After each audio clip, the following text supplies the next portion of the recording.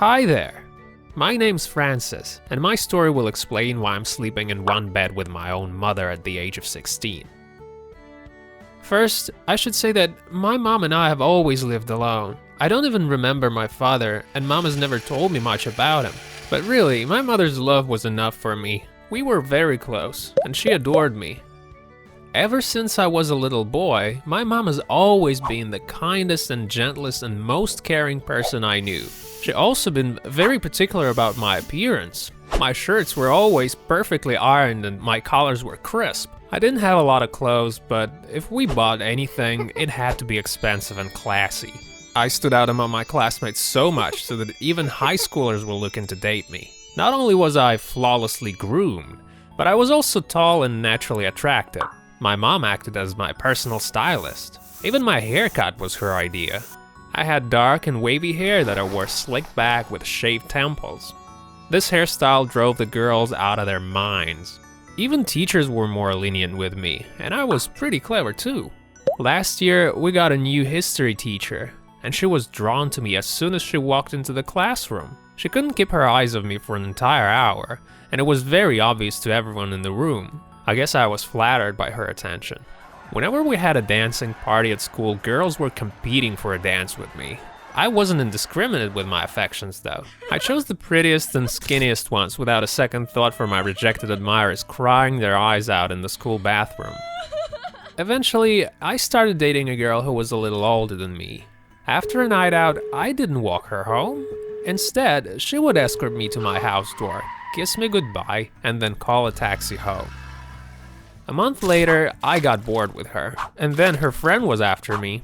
She'd watch out for me at the school gate in the morning and follow me home after school. She pestered me with calls and texts. She bought me presents and made passes at me every chance she got. I'm not sure what happened between the two girls, but they weren't friends anymore, and my former suitor was replaced by her former friend. I didn't really mind. I just wanted to feel loved and popular and privileged to be around. Dating was a lot of fun, and breaking hearts was amusing. So one night, after a school party, my friends invited me for a walk in the park. An ex-girlfriend of mine was among the crowd. I easily ditched her for a university student who was much more accomplished and smart. We found ourselves in a vacant lot that looked dark and abandoned. An unfinished building nearby was looming over our heads. Someone said I was too chicken to enter it, and for me it was a matter of honor to prove them wrong. But I have to confess, I do scare easily. So as soon as I crossed the threshold, I was trembling all over, weird bubbles popping within my chest. I forced myself to think positive though, as I walked up the stairs without looking back. My feet were moving of their own accord. I only came to my senses when I found myself under the open sky. This seemed to be the attic, which only had the rafters installed. I approached the edge. The height was terrifying. Struggling to keep my balance, I turned back. I kept grasping for the railing that wasn't there. Halfway down, I stopped to catch my breath, and that was when I heard a crackling sound behind me. I glanced back only to see a shadow in the doorway of an empty apartment. I wanted to shout for help, but there was nobody to call. I was completely alone up there. I was on my way again when I heard a muffled wail. A creature wearing a white robe and a frightening face mask appeared. Terrified, I covered away with a scream. After I stumbled over a brick and fell, an oilcloth swooshed over my body. I squirmed like a fish out of water, but I couldn't come free until the oilcloth was removed. I opened my eyes to see a creature with nightmarish fangs leaning over my face. It burst into venomous laughter, and I fainted. I woke at dawn with my head thrumming and my heart pounding. I dragged myself back home to see my mom mad with grief. She was unspeakably glad to see me alive though. I, however, wasn't happy to be alive at all. Every whisper was terrifying to me now.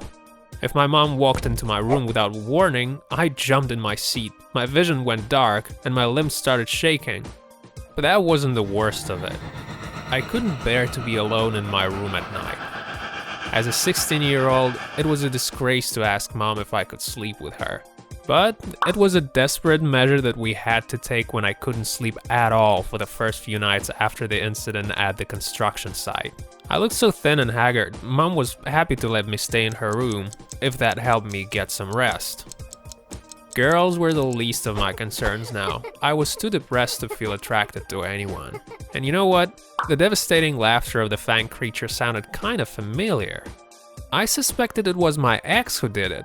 It was her way to get back at me. Mom drives me to school every morning now because I'm too anxious to walk. My mom's co-worker suggested that we see a doctor. A hypnotist seemed like an obvious choice. After 2 weeks of treatment, I noticed I was capable of going to the store or taking out trash after dark, but I'm far from being completely cured. I'm certainly not gonna sleep with my mommy. I'm gonna be a grown-up man soon. So I followed the doctor's orders to a T. I never thought a jump scare could result in such a lasting fear. If you think mischief is the right response to a grudge, please think again. Might not be the best solution. Even if you were rejected, it's immature to play a nasty prank like that. Because at the end of the day, where one person will just get hiccups, another can lose their mind for the rest of their life. Before you take your revenge, think about the consequences. And in any case, please think before you act out of sheer spite. Do you guys want more episodes? Then press the like button, subscribe, and hit the bell. Want to see your own story? Then send them over to this email here.